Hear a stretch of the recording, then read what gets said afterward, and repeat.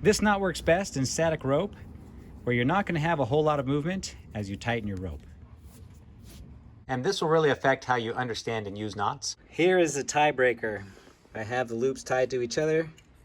Bowline versus our reverse engineered loop.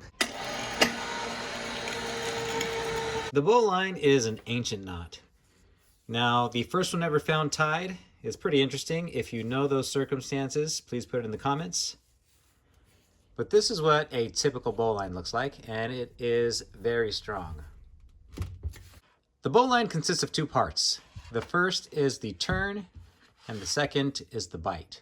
After pulling in our turn, we'll take the end of our rope, go up, around, and back through to form the bite. When I pull on our line, there is force being applied from three different directions. The right side of the loop in green, left side in red, and then the standing portion going up. Maybe that's the secret, that I have three directions of pull going into the same knot. But if that were the case, I should be able to pull on either two sides and the knot should come apart. Okay, we're tightened up. Let's try the inner loop. Nope, stays together. Let's try these two. Stays together, these two, stays together. And as this is pulling down, it's shutting our loop even tighter. But then as I pull tension on the opposite side of our loop and the standing portion, it also clamps down on that turn. There's a couple key things to learn here, and this will really affect how you understand and use knots. So what we're about to do is deconstruct this bowline and use the principles that we just learned about to create a new knot.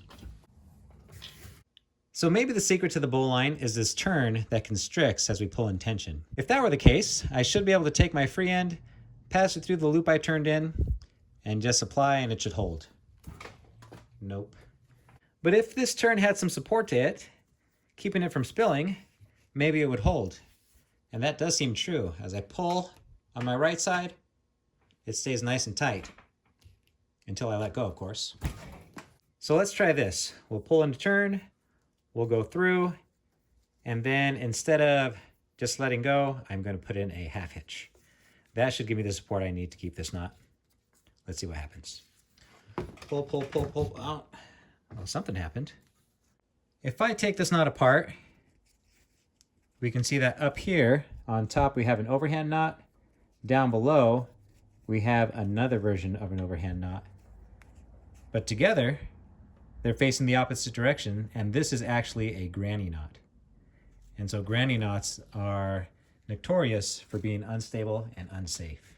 And with enough tension, this will actually turn into a slip knot.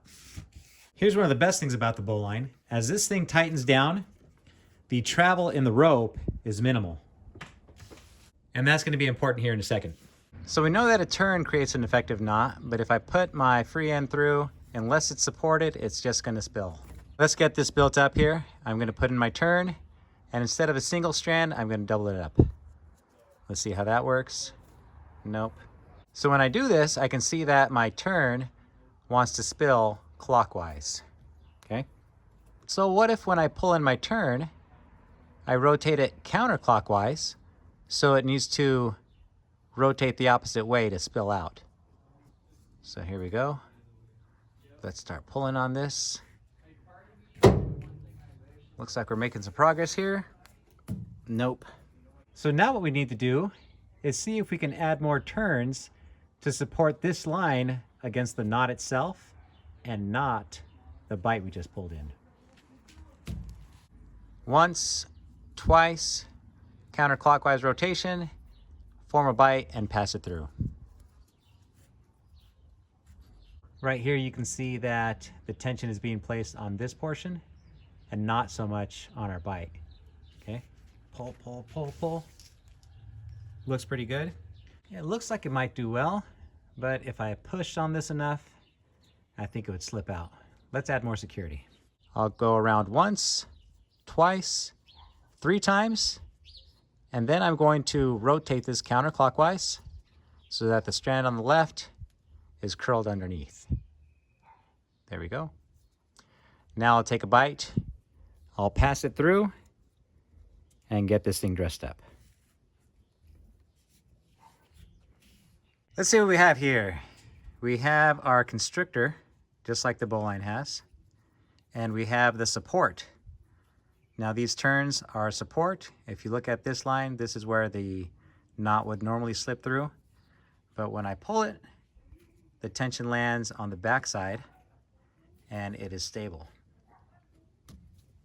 And the cool thing about this knot is there's nothing to jam onto. We can simply unwrap everything that we did. Maybe since we're using some of the same principles, we can go up against the bowline and see who snaps first. Now, if this knot really works, it shouldn't matter what type of rope we tie it in.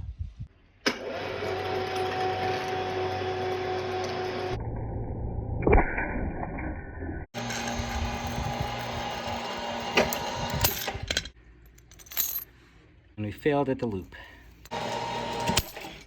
Our loop looks like we failed right at the entrance. Looks like the bowline held, and so did our loop. Bowline held, and our test loop held. We snapped right at the rope. And we failed at the loop. If you're not familiar with 750 cord, you can see it has more strands than regular 550 cord.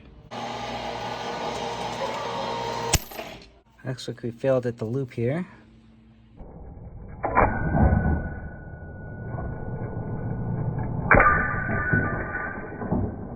This time the bowline failed and our loop survived. And here you can see, since nothing is jamming on itself, we can simply unwrap the loop.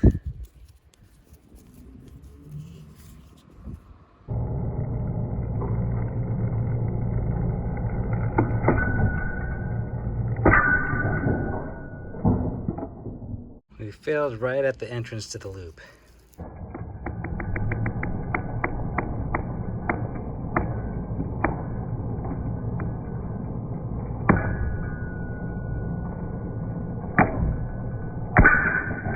Bowline held up,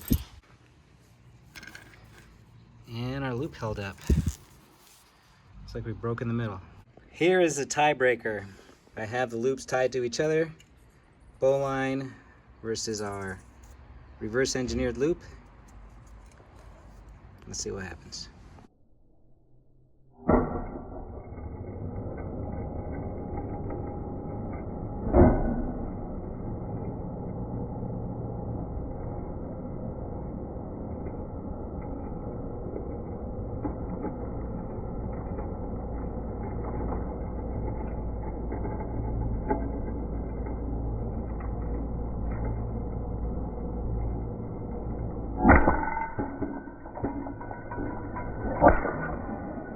Let's see what we have here.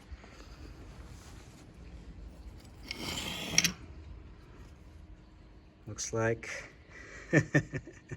looks like it's a tie. Both our loop and our bowline held, and we snapped right there.